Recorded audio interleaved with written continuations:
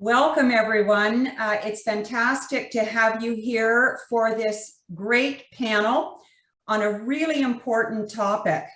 My name's Elizabeth Cannon. I'm President Emerita of the University of Calgary, based here in Calgary, Alberta.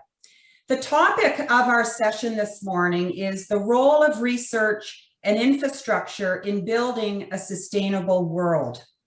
We know that the last year has really been about global challenges with the pandemic, but we're seeing more global challenges emerging to ensure that we have a sustainable future, be it economic, environmental, and social aspects of sustainability.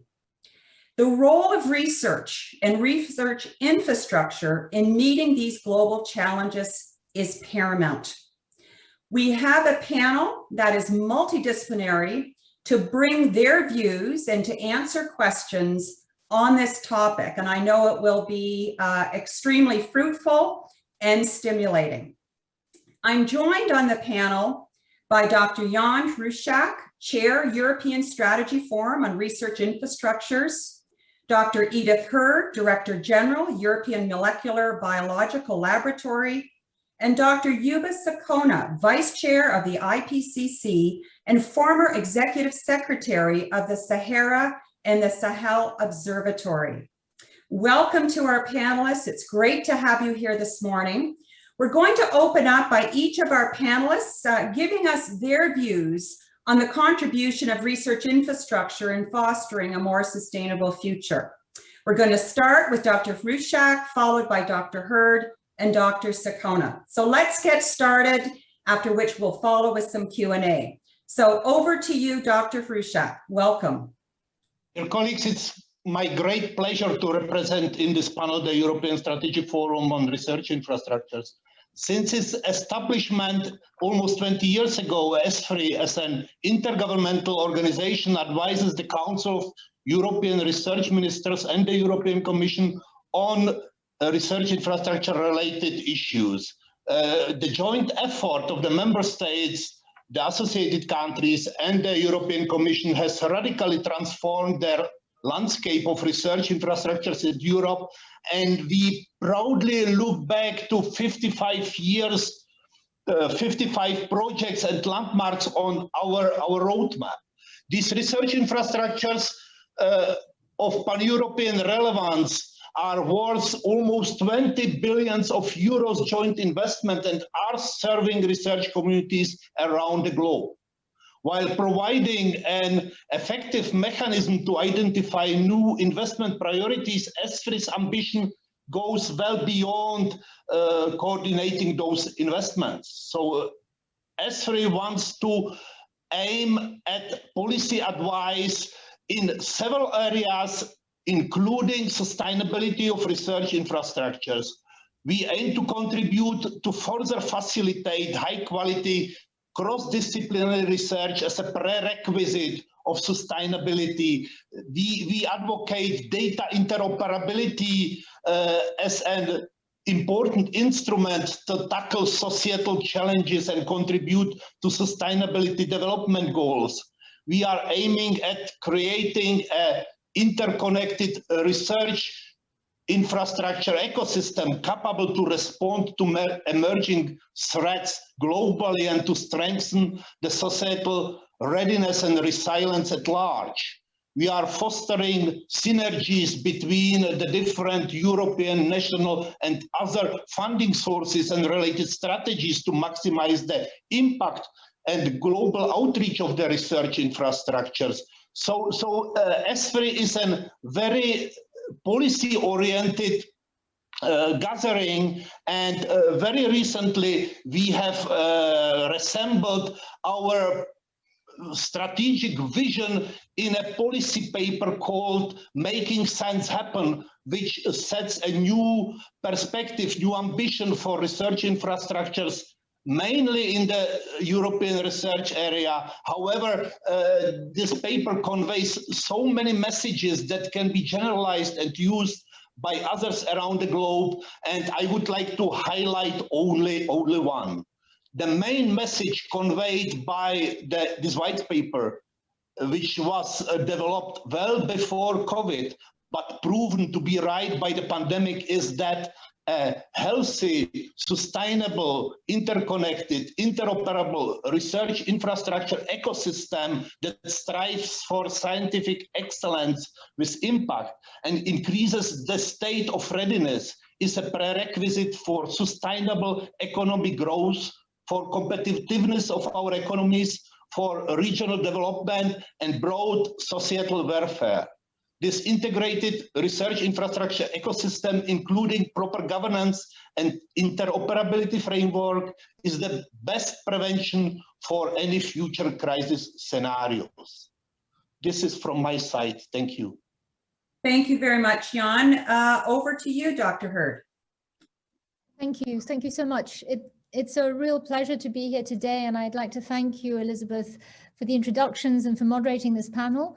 And my thanks also to Innovation Canada and the EU Commission for organizing this great conference and for having me. I'm really happy to be speaking at Icri as the Director General of the European Molecular Biology Laboratory. And I'd like to stress that this event is really a very important forum to discuss research infrastructure priorities. It's very timely as well, because on the one hand, support for research infrastructures is not increasing as rapidly as we'd like to see. But on the other hand, we really have to rely on them even more heavily than before, given this time of crisis. So I just want to say a few words about EMBL. So this is Europe's only intergovernmental laboratory for the life sciences. We were established in 1974. And we're supported by over 27 member states, and we're located at 6 sites across Europe in Barcelona, Cambridge, Grenoble, Hamburg, and Rome, with our headquarters here in Heidelberg.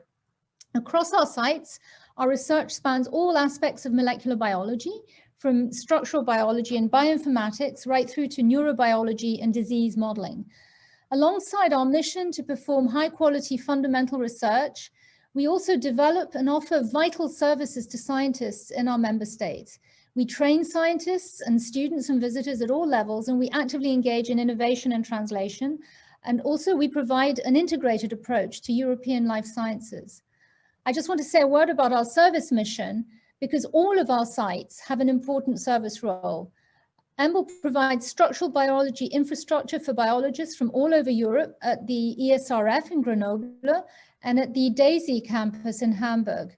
We enable access to many of the most cutting-edge technologies via our experimental services and core facilities. And at EMBL EBI, which is in Cambridge or near Cambridge, this hosts the world's largest biological data resources, making it freely and openly available to everyone. So these research infrastructures are of absolutely vital importance to the scientific research that we and other scientists around the world do. And it's been particularly apparent during the pandemic as we repurposed most of our facilities to contribute to the fight against this virus.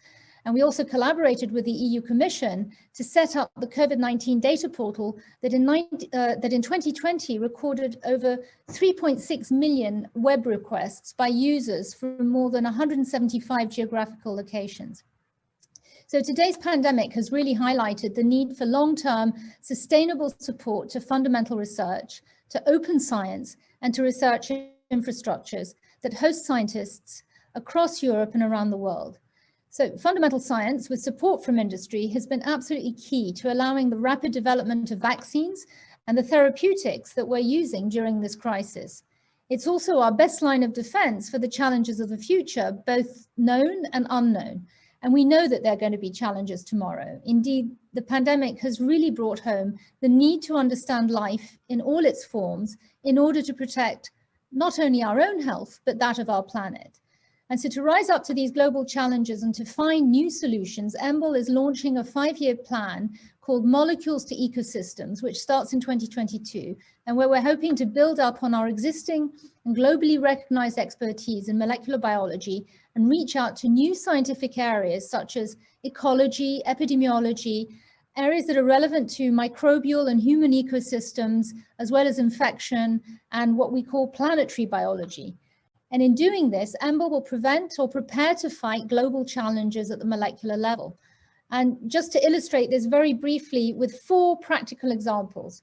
climate change. Researching ecosystems at the molecular level can really help to develop and scale up carbon fixation solutions. And work is already ongoing at EMBL to understand natural ways of fixing carbon using algae, for example, that we can already find in our oceans. The second example is biodiversity. Researching whole animals can actually guide the solutions to reverse the impact of biodiversity collapse that we're seeing. EMBL is actually looking into how marine animals such as sea anemones are actually affected by physical environmental changes and what happens when those environments are disturbed, mainly by man. Disease. Most disease is dependent on the environment. So to research cancer, infection, and microbiomes, we're actually looking into what happens in bodies using models, but also using human data sets, where we're exposed to different environmental insults, or the impact that some of the drugs that we take can have. So it's only through an advancement of this kind of understanding that we can actually move towards personalized medicine and data-driven solutions. And EMBL really hopes to improve the diagnoses and develop better therapies that build on a rich body of ongoing work. Last but not least, antimicrobial resistance. EMBL scientists are trying to develop new strategies to combat the spread of multi-drug resistant pathogens that we're facing. This is going to be the next killer. In 10 or 20 years from now, we will no longer be able to treat pathogens that hit us. And there are fewer and fewer antibiotics being developed by companies. So we need to come up with solutions that prevent this spread. So in preparing to launch this new program, we also recognize that EMBL, like all large research institutions, has three key responsibilities when it comes to sustainability. First, we have to perform research in an environmentally responsible way. Second, we can do research that is relevant to the issues that are facing us while still being fundamental. We have a duty to do this. Third, we have to speak up and promote sustainable science. And so to these ends, we're developing an environmental sustainability strategy, which will aim to drive down our carbon footprint, reduce the waste we generate, and ensure that the research that we do in these areas is actually supported. And we want to share our journey and encourage others to join us. We need to lead by example, not just through the research we do, but also the way we do it, our practices. So in conclusion, research infrastructures such as EMBL and the experimental and data services that we provide fuel a virtuous cycle of research, service, and technology development. And we also bring together scientific expertise across disciplines that really drive the way to discoveries that we need to address both current and future challenges. Research infrastructures are the drivers of innovation. They help to develop the most advanced instruments and cutting-edge technologies, often in close collaboration with industry. And I really want to insist on the fact that it's through collaboration between established organizations that we can really ensure open science and that becomes the new normal. And last but not least, our community trains and nurtures the next generation of scientists, who of course are the most critical seeds of future success. Without them, there can be no future. So with all of this in mind, I really look forward to the panel discussion, and I thank you so much for your attention. Great, thank you very much, Edith. And over to you, Dr. Sakona.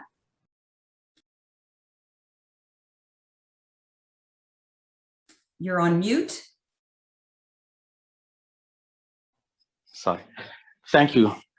I'm delighted and I'm honored to be part of this conversation on a very important issue and topic in this pandemic situation. I think that the best way to very well understand and then to see how to deal with that issue is to look at the Ipcc, what the Intergovernmental Panel on Climate Change is doing. Because Ipcc is dealing with climate change is a global problem, and then that requires a global, that requires science. It also requires a global participation. It's a global common goods problem issues. Ipcc, as it has been clearly set up, has to assess on a comprehensive, objective, and transparent, open and transparent basis the scientific, technical, socioeconomic, and all information related to understanding the scientific basis for climate, risk of human endures, and that on climate change, that is and potential impact and option to adapt and to mitigate on climate change aspect. And this has to be done, it should be in a much more transparent basis, and then without any policy consideration. It has to be neutral, and even if the product of IPCC informing the policy. This is very important to understand. And then each of the IPCC reports, since it has been set up, address different issues, inform policy aspects related to sustainability. And then the first report of IPCC has been instrumental to the establishment of the United Nations Framework Convention on Climate Change. And then the second report of IPCC clearly lead to the Kyoto Protocol that was an instrument of the Climate Convention in a continuous basis. And then the more science came in. And then the third assessment of IPCC also lead to the issue of adaptation, because in the beginning, the discussion was around mitigation, and then adaptation became prominent through the third assessment report of IPCC. And then the whole issue of the 2-degree threshold came up from the IPCC fourth assessment report and the Paris Agreement, and then the fifth assessment report of IPCC has been clearly instrumental to that. And the sixth assessment report is expecting to provide input to the global stocktake, and then so that you can see the process. And while IPCC is not conducting research, it stimulates research because it's assessing literature, peer-reviewed literature that came from the research. At the same time, non-peer-reviewed literature also, because we have to bring in different perspectives. But there is some condition how to bring in, and then all kind of knowledge.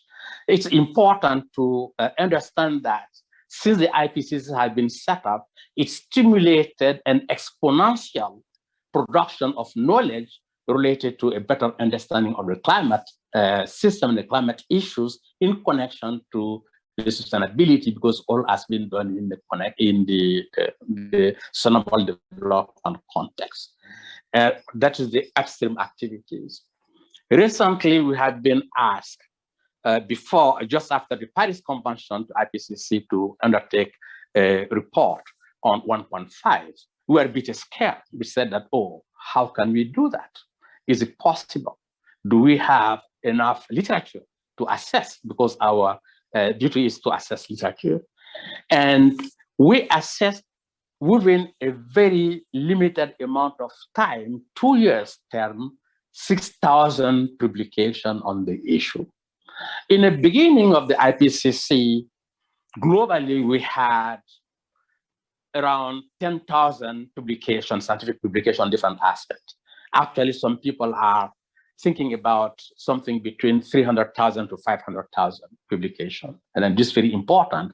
That's how it has stimulated the research on various aspects. And if we look at also the composition of the IPCC, it was dominated by the scientists and then the institution coming from the north. Actually, all parts of the world, including Africa, Latin America, Asia, are part of the process. It's an open process. It is not also a closed group. That's very important. And it's also at the interlinkage between the policy and science, because it's not research for research. It's to research how to inform science, how to inform policy at various levels. And that seems to me very important. It's very important also that in each of the assessment of IPCC report, it indicates the knowledge gap. What do we know? What we don't know? And then how to bring those different elements. Maybe it might be important then to see how it will, on the upstream activities, where the research has to be done, and then to see what kind of infrastructure is needed, and then to bring that. And then also on the downstream activities. One of the important elements also of IPCC to make it more transparent, to make it highly policy relevant, is that it's based on the work of thousands of scientists who do it on a voluntary basis. They're not paid to do this. And it's important also to understand that, and then to bring the sustainability element and aspect on it, the concept is co-conceived. And then all the work of IPCC is co-conceived with the government, with the policymakers, different stakeholders. And then that means the scoping of each of the report is done jointly with the government and the other stakeholder, and then to agree on the outline of things that need to be done. And then in the report of the Ipcc, particularly this summary for policymakers, is co-produced with the government because it's discussed line by line with the scientists and the government, and then to have a better understanding. And then the report is in making that co-production, it's baked up with the underlying report rather than the pages, because nothing can be part of the SPM that is not the main report. And then those are different elements. The co-consumption in the beginning, defining the scope of the report, and then the summary for the policymaker that has been conceived by the government. How you can see how it has been defined, and then that is clearly informing the ambition of this event, that is the research, and then how to bring in the sustainability context. And those are some of the elements I just want to bring to your attention in order to stimulate the discussion. I can go to some of the details in a Q&A question. Thank you. Thank you very much, Yuba. Fantastic opening remarks from our panelists. I'd like to get into a little bit of Q&A. The first one is going to be directed to you, Edith, and then follow up from Yuba and Jan. But you know, you've lived through the pandemic in terms of trying to harness sort of the science capacity to tackle things like vaccines. And it just reminds us that, you know, global challenges and crises do not respect national borders. The question is, how do we ensure that whether it's national or jointly funded research and research infrastructure is brought to bear, is brought online to address these global challenges? And maybe give us a little bit more insight into how you, in a very nimble way, were able to shift emphasis within some of your infrastructure, some of your research programs, to really target at something that had a lot of immediate urgency around the pandemic.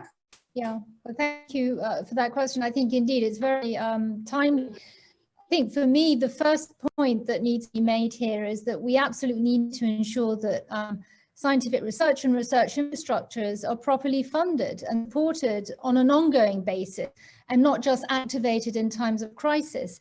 You know, our COVID-19 data portal, which was the basis of the European COVID-19 platform, was something that we had already established for other purposes. And it's because we had the support to do that in a sustainable way that we were able to immediately transform it and activate it. Even in January 2019, we were ready to go.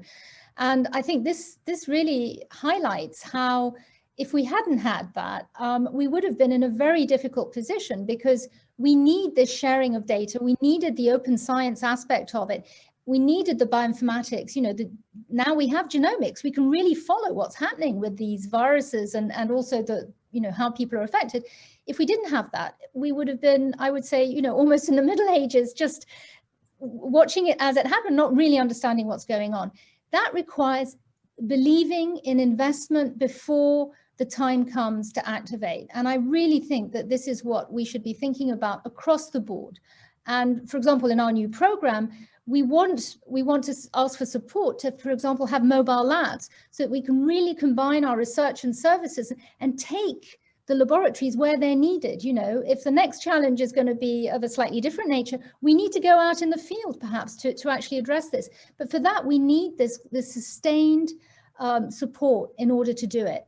And some of the tools that EMBL developed 30 years ago are now being used against, you know, this particular pandemic. The cryo-EM sort of approaches that people are using to design where, you know, the vaccine should be targeted. The vaccines themselves are being actually tested on some of our synchrotrons. If we hadn't had all that up and running, we never would have been able to react in the way we did. And although everyone's complaining about how slow everything is, actually, frankly, it's amazing that we have vaccines that work in such a short time. And that's because of the past investments into infrastructures and research. Thank you, Edith. So over to you, Yuba, maybe carrying on in that thought from a policy perspective. And you know, climate change is clearly an issue, a global challenge that's in front of us. perhaps is not seen, I won't say it isn't, but it's not seen perhaps as having the same level of urgency with respect to a pandemic, but nonetheless, the importance of really enabling and bringing to bear research and research infrastructure to tackle things like climate change. Could you maybe speak from your experience at Ipcc, how that can be done to tackle something like climate change? I think that Edith indicated one key element, that is the funding. And this is a crucial problem. And then being climate change or pandemic, and then this is an important issue for Africa. And I had experience on that because I was the inaugural director of the African Climate Policy Center, and then to put in place a research infrastructure on to inform policies in climate. One of the biggest problems is related to how to get finance. And that also in the Ipcc is a critical element because we do have limited scientists from Africa in the Ipcc because they are not receiving any support from the government. And then there is a limited resources to put on research. To a certain extent, this is understandable because government are confronted with multiple emergencies. Everything is urgent. Everything is urgent, and then they feel that investing in research is not, so the payback of investing in research is too long, and then they cannot wait. They have to look at the emergencies. And then this is one of the biggest dilemma we are facing. And at the same time, and then we have to find a ways of being part of a number of networks, and then to bring some of the perspectives, some of the issues that are very important, because as it has been stated in the concept note of this event, and that is no single country can provide a solution to the problem, and then we have to do it collectively. It's a collective effort. And then we need in that perspective, and then to think about one important element that is emerging in the discussion, that is solidarity. It is not a cooperation. It is not a kind of, to give charity, because we are in the same boat. And then we have to move together. And then we have to think together. We have to act together. We cannot act partially. And then that is related to climate, related to the pandemic. You cannot isolate Europe or isolate North America or isolate Africa to deal with that issue. We may, to a certain limited number of time, deal with the problem in one part of the world. We cannot globally solve the problem. All the emerging global issues are collective, and then we need really to think through what the real meaning of solidarity, and then how to make it practical, and then how to go beyond, the kind of classical way of dealing a relationship between countries, relationship between North and South, and then to take collectively our common challenges, and then to find best solution for the future of humanity. Thank you. Jan, did you want to add to that? Yeah, yes, thank you, Elizabeth. I mean, I resonate largely with the both panelists, and somehow proudly I can say that Icri develops already 20 years in a very similar spirit. So the idea I have been mentioning in the beginning, namely this integrated healthy ecosystem of research infrastructures, which in some extent builds on the capacity of individual research infrastructures, but integrates that, interconnects that in many directions, and prepares. So we are somehow developing a state of readiness which allows us to fast react on upcoming emergencies. And the COVID situation has shown that research infrastructures indeed have a huge capacity. And since very early beginnings of the pandemics, we saw a huge mobilization of research infrastructure resources, and those have not being concerned only in life sciences, but actions were taken across all scientific disciplines, and this interconnected network of research infrastructures, the research infrastructure clusters, their existence allowed really fast reactions, and there were mechanisms in place almost immediately, like fast track access pathways to research infrastructures, like development of mechanisms to share specific data on COVID, or other measures taken in physical sciences or humanities that helped developing technologies to battle COVID. So this is an example which shows that we really need this system which spreads all over scientific disciplines, because probably the next crisis will not be a virus crisis. It eventually will even not be an environmental crisis. It may come from entirely different direction, and we have to be equipped to react fast and a very broad scale. So the coordination we are doing, the strategic planning we are doing in ESFRI, the policy discussions we are doing among the member states, the European Commission, the involvement of stakeholders, the involvement of research infrastructure in those discussions seems to be very critical to increase our resilience. Thank you, Jan. Yuba, I'm going to ask you for the next question, and really it's about society's confidence in science. And, you know, for all of these global challenges, those that we've seen, those that are to come, as Jan has indicated, it's very important that society is comfortable and confident in the science and scientists. And we've seen that in the pandemic, of the critical role it plays.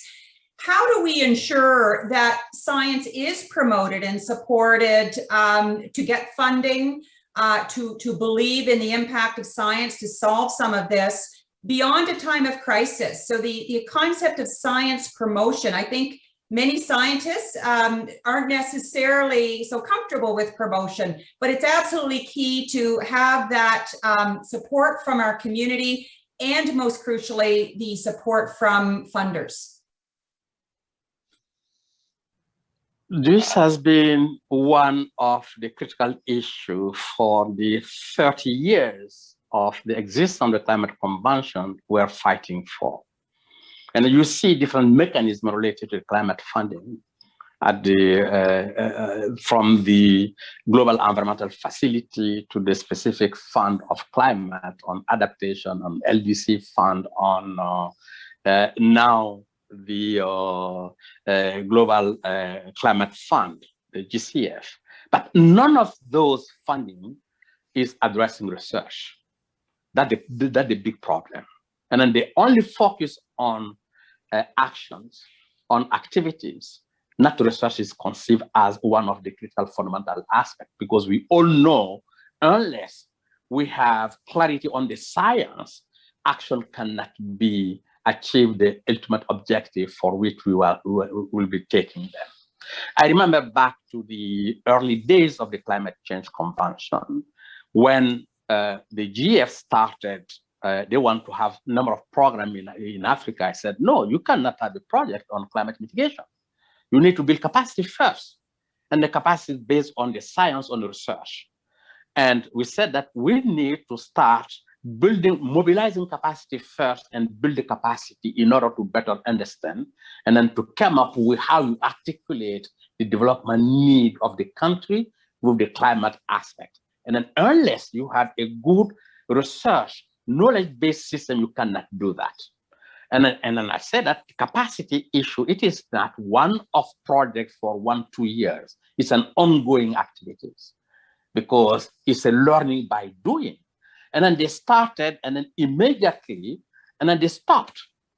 One of the first projects in Africa on climate, I was conducting it, that was capacity building. And then to take different universities in 4 African countries, they stopped, and then they changed it, they said enabling activity. That means everything, that means nothing. You run a workshop, it's enabling activity. It's completely different. for the. And then if you look at the portfolio actually of the GCF or any bilateral, you will hardly say anything related to the science, the production of the knowledge. And in all of them, they know that we are lacking. There is a huge knowledge gap on a number of issues. And then that also emerged with the whole issue of the pandemic. And then we look at the society in the North. What are the role, the confinement, the distances, the social distancing and other? That will not work in Africa. Even if you take India, it can work in New Delhi. The nice part of Delhi, the old Delhi will never work because of how people are, the interconnection, the social issue. We need to understand that. And then how you can edict rules if you do not understand the different aspects.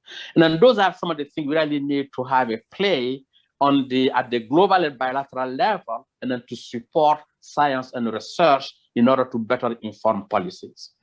Thank you. Edith, you're living and breathing this every day. Could you maybe give us your thoughts? Yeah, I think I completely agree with what Yuba said. I think for us, what's obvious is that we have to make sure that science becomes a priority for society at large.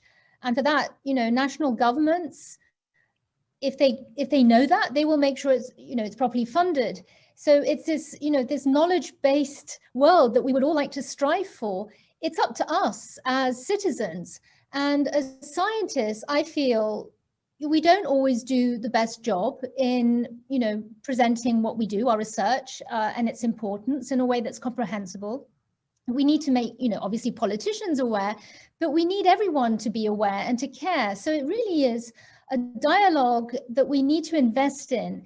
And it's not just about the journalists either. Obviously journalists are there to sort of transmit information, but it's up to us, all of us, to try and make sure that this will work. And I think this is, the virtuous circle that at EMBL we're trying to complete. And I want to give you one example of something that really worked. So EMBL has collaborated with this research vessel, this boat called Tara. I don't know if you've ever heard of Tara Oceans.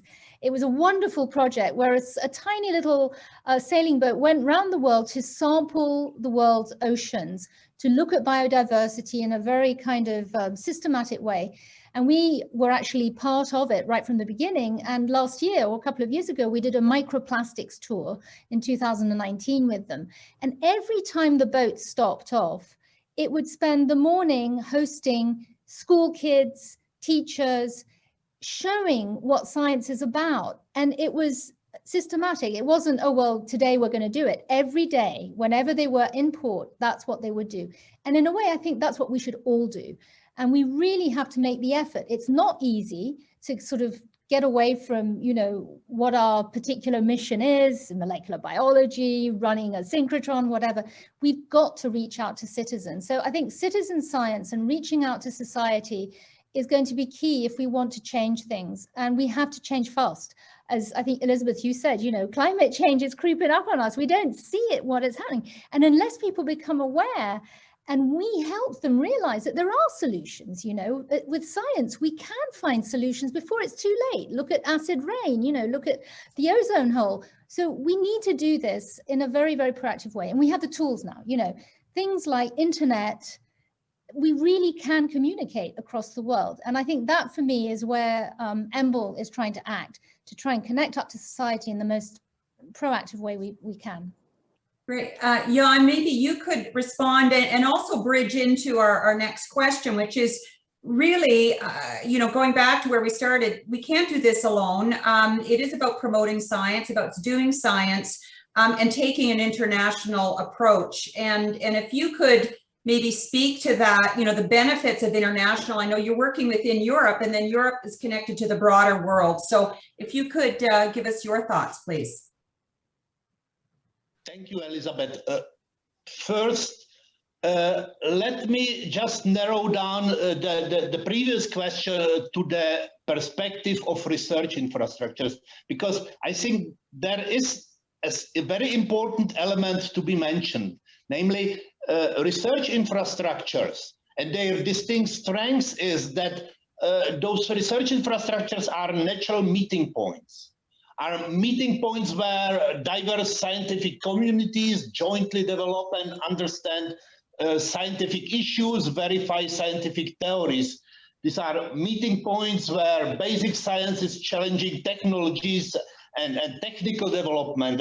These are meeting points where scientific discoveries are transformed into innovations. These are meeting points where transversal communication creates new cultural dialogue platforms, networking opportunities, including communication with the society. The capacity to respond to these complex issues as we are speaking about them, being it a COVID pandemic or issues related to environment, I don't know, earthquake, ozone holes, and so on, require that this communication takes place at a very broad scale, because it requires not only transdisciplinary communication among the scientists that gives impetus to novel ideas and probably also fertilizes the environment to develop science-based solutions to these societal needs and challenges, but it also needs the communication with the society to increase the acceptance, to increase the pressure for solving these issues, because it costs money, and I mean, it's public money after all, and so the decisions are taken at the political level, and a social understanding, social support, social pressure even helps a lot to bring these important issues to the horizon. And I think research infrastructures have also here a role to play. And to the international cooperation, I mean, surely we are in a situation where we in Europe build with S3 and with other initiatives, with the ERICS regulation and so on, we build into the research infrastructures already a piece of international environment, being it only the European one.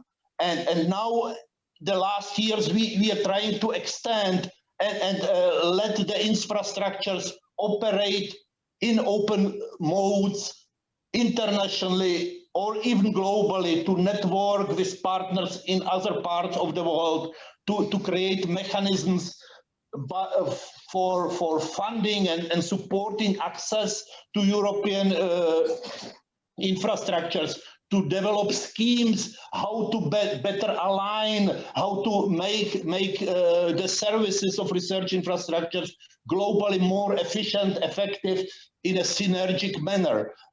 Yes, this is true. On the other hand, we are still in very early beginnings, because all this endeavor must be projected to some governance models. And again, we are here with funding. We are here with sharing the cost, sharing responsibilities, sharing the workload, sharing all these issues. And there the models are really just being developed. So to extend the open science concept, the data sharing concept, the concept of open access to research infrastructures globally will still require some work, but I believe that we already understand the problem, and so we are moving closer to a solution. Thank you. I wanted to continue on the vein of international cooperation, and I'm going to turn it to you, Yuba, but from a slightly different lens, and that is from the disparity in access and availability of research infrastructure, state-of-the-art infrastructure between developing and developed countries. What do you think can be done to help address this particular issue and building that international cooperation and more equitable access to state-of-the-art infrastructure?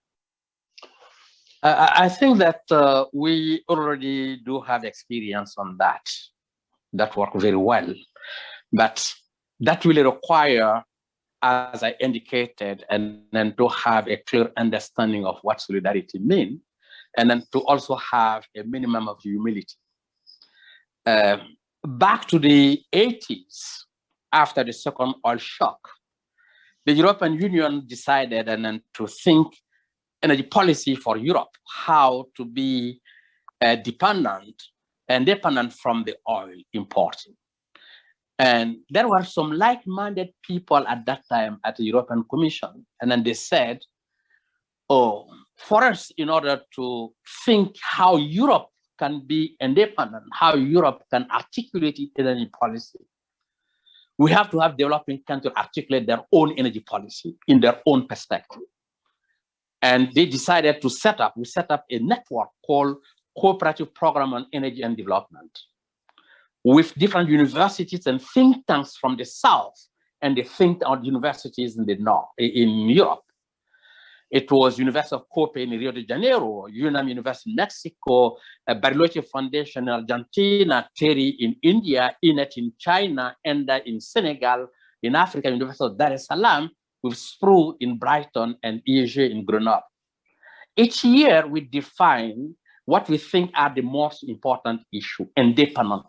It is not the think tank, the University of the North, who will think through. And then we look at the same issue differently from our own perspective. The European institution will look at the European perspective, the African perspective, the Latin American perspective, the Asian perspective, and then we put that together. And then from 5 years, we come up with training thousands of people on energy planning in Africa. And then the first energy balance of Africa has been set up through that process. And then the training also for energy policy and energy planning. And then we even connect with the World Bank to have the energy policy training course for Africa. And then those kind of things we need to stimulate them and then to bring them. We do have experience on that, dealing with the common problem, the common issues, and then we all need to set the agenda of what the research needs to be done. We all need to conduct jointly, collectively, from our own perspectives. And then the way you define the energy transition in Europe and the way you define the energy transition in Africa completely different. If I have to take, I have not seen currently in any of the discussion on energy transition phasing out charcoal and firewood in Africa by 2030. And this is fundamental critical health issue, fundamental critical climate issue, fundamental critical development issue. And this is one of the key elements that should be at the back, at the heart of the energy transition in Africa. And then those will never transpire if some will think for the African. And then, but the point is that means to have the solidarity and then to bring resources. We cannot ask also the African government. They are dealing with thousands of emergencies and then to put some resources on the research side. Thank you. I hope that is helpful. Thank you. Edith, over to you. In terms of maybe examples of international collaboration beyond Europe or with developing countries, could you perhaps highlight some work that you're doing? Yeah, absolutely. And I just want to say, first of all, that, you know, I think we should, as scientists working with research infrastructures, science should have no frontiers and science should be global. And today, we really can be global. So, for example, from EMBL's perspective, the infrastructures and the technologies that we have, we want to be able to share. So this idea of having mobile labs where we take the infrastructure to the country that needs it is very much part of that philosophy. Things are becoming easier and easier, cheaper and cheaper, and we need to share with all the world the tools that we have, whether it's, you know, going out and sequencing the genomes wherever you are. It's becoming much easier. So this is something I feel very passionate about, and actually I'm in the Scientific Council of the World Health Organization, and this is exactly the sort of thing that we're talking about. How could we do this in a global way? Now, to come back to the question of, so, you know, Yuba, you're perfectly right. You know, Europe finds its solutions. Well, I think that Europe has done not too badly. Horizon 2020 was a wonderful widening program with its twinning and teaming actions that allowed some of the member states who actually really didn't have the access that they could, and they used these tools to actually build up strengths. And we've seen this even in a few years, how quickly a country can sort of take off because of these twinning and teamings between different countries. And this is what we need to do to other parts of the world. And at EMBL, we're part of, for example, a consortium called Cabana, which together with 9 Latin American organizations has the goal to strengthen bioinformatics capacity across Latin America through open data sharing. So the Cabana project actually aims to tackle 3 global challenges. One is communicable disease, the other is sustainable food production, and the third is protection of biodiversity.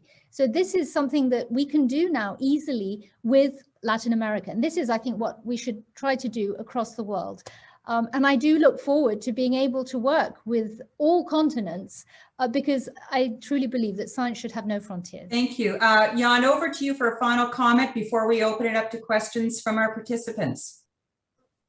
Thank you. I will be very brief because I essentially agree with that what was said by Edith, and just slightly extending on that and trying to make a bridge back to the point where the discussion started. Of course, we have many initiatives which try to involve and engage with scientists from all over the world. We are arguing that science has no frontiers, that best let's say research shall find a place, and a best research project shall be supported irrespectively from the region they come from. But on the other hand, research infrastructures as physical installations have, of course, also a regional dimension, and they have impact in a very small perimeter where they are placed. So one has to ensure a balance between scientific excellence we are speaking about and the territorial cohesion. This is now done throughout Europe. We are using European regional development funds to build research infrastructures in less performing regions. And this seems to be a big success, in particular because the access to research infrastructures is now possible also in a remote way. We are also trying to extend this concept globally, and some of the research infrastructures, some of the European research infrastructures are built in remote areas, SKA in South Africa, in Australia, the telescopes in Chile, and so on. But again, this concept requires a lot of policy reconsiderations, but it seems to work, and we shall definitely extend on that. Thank you very much, Jan, and thank you to our panelists for the first part of the Q&A, and we're going to move to Q&A from our participants. So thank you very much, and on to the next section. I'd like to welcome all our delegates to pose some questions to our panelists. You see the Q&A function within the platform, so please go ahead. Any questions to our panelists? We have about 10-12 minutes left for Q&A. So please ask some questions.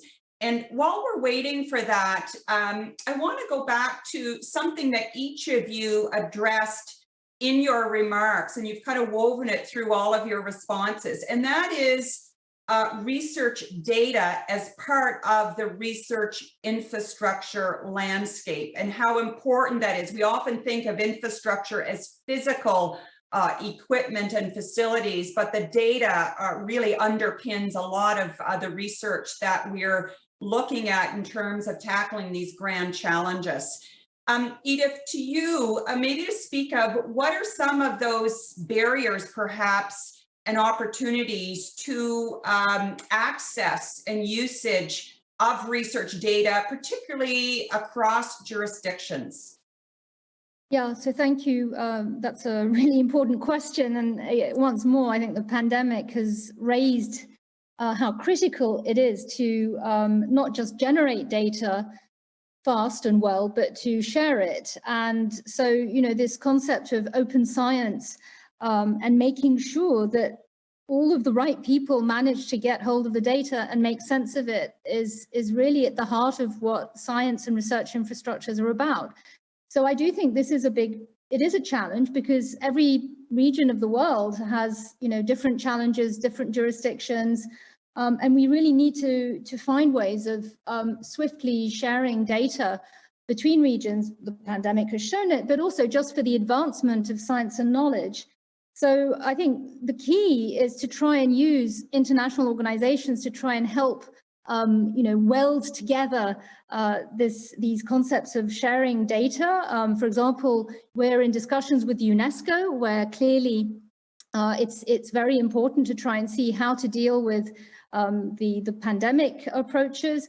But I also wanted to just say that as EMBL is part of IRA Forum, which is a forum of research infrastructures, this is something that every kind of research infrastructure is having to think about. So the IRA Forum also concerns CERN, the ESRF, the ILL, the ESA, ESO, XFEL, and basically huge amounts of data are generated and have to be made sense of. So in fact, we've decided this year to set up a big symposium that's called Grand Challenges in Artificial Intelligence and Data Science.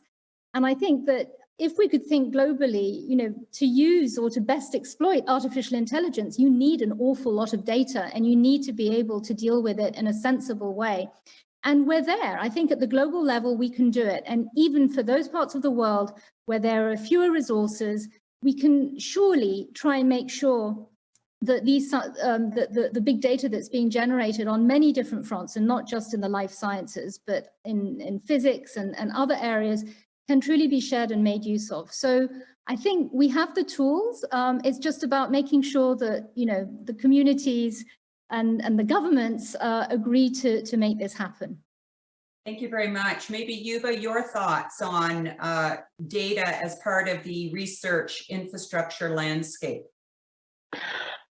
I think this is a fundamental, crucial issue. None of the funding organization and institutions are now willing to provide the resources for data.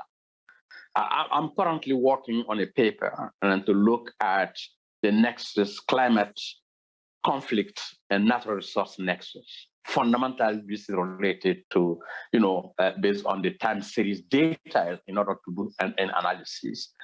In the context of Mali, one of the first partial monitoring on natural resource in Mali was done back in '83. Since then, nothing has been done. Only ad hoc basis from different projects here and there, not a continuous basis. I do not see any institution that are willing to provide time series data. They want analysis, and they don't want to support data. They think that this is wasting money. And I think that we need to address that issue at the funding aspect, as important as any analytical work that needs to be done. Thank you very much. Jan, your thoughts? Yes, thank you, Elizabeth.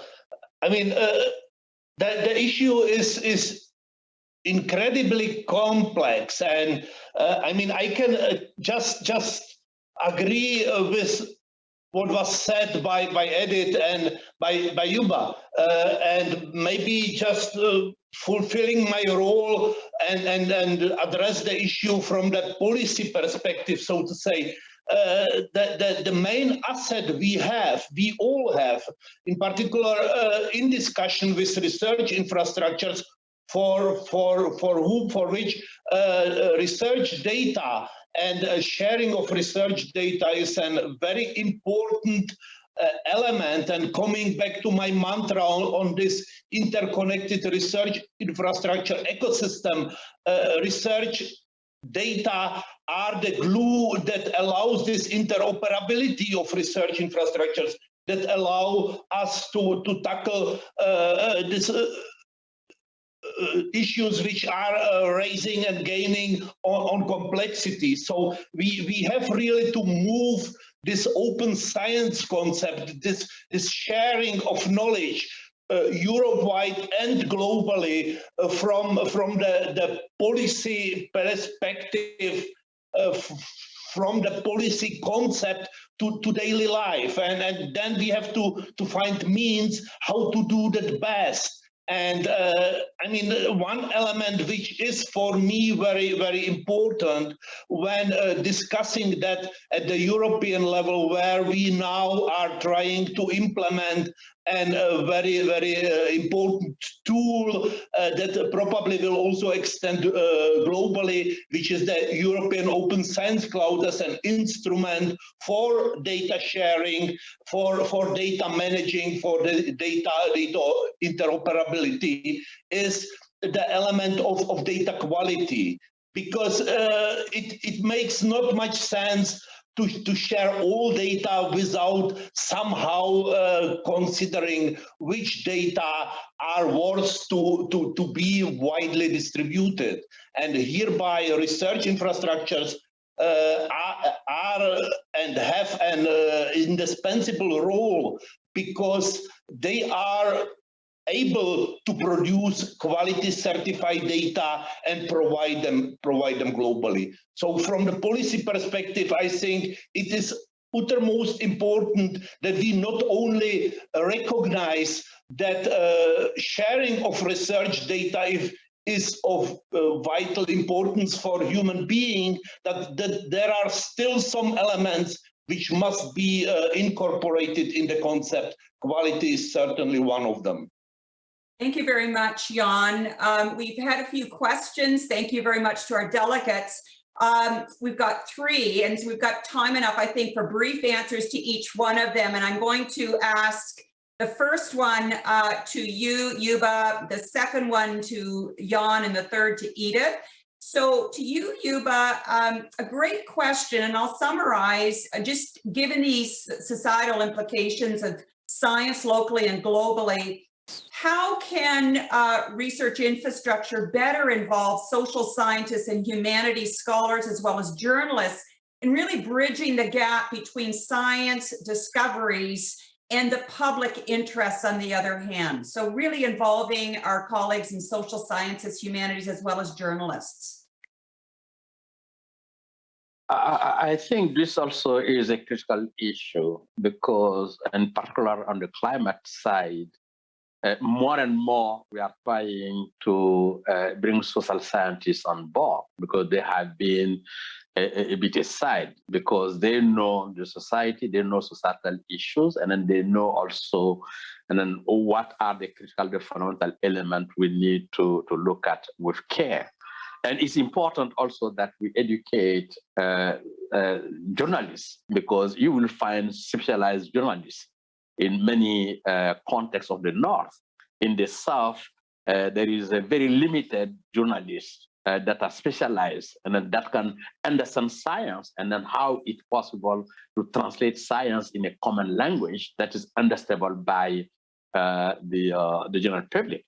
We see in the pandemic all kinds of stories in the media, and then a lot of them are fake news. And then that also related to how it might be possible, and then to get that and to educate. This is very important. And then to have a kind of outreach programs with the key scientific issues in order to be able to translate to an understandable language, and then in a general public, and particularly at the policy making level at different levels.